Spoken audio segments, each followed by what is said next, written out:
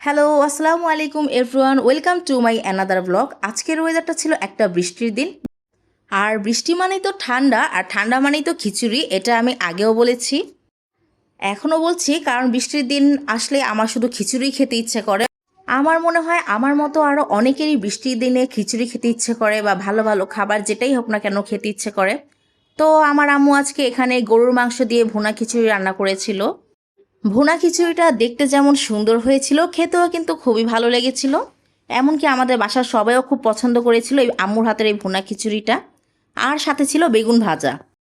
খিচুড়ির সাথে বেগুন ভাজা বা ভর্তা হলে খিচুড়ির স্বাদটা কিন্তু আরও বেড়ে যায়, এটা আমার কাছে মনে হয়।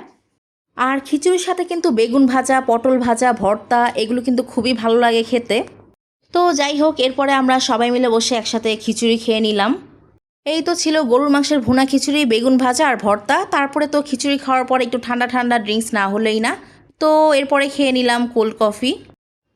এই তো বন্ধুরা, আজকে এই পর্যন্তই ছিল আমার ভিডিও ব্লগ। কেমন লাগলো অবশ্যই কমেন্ট করে জানাবে। বাই।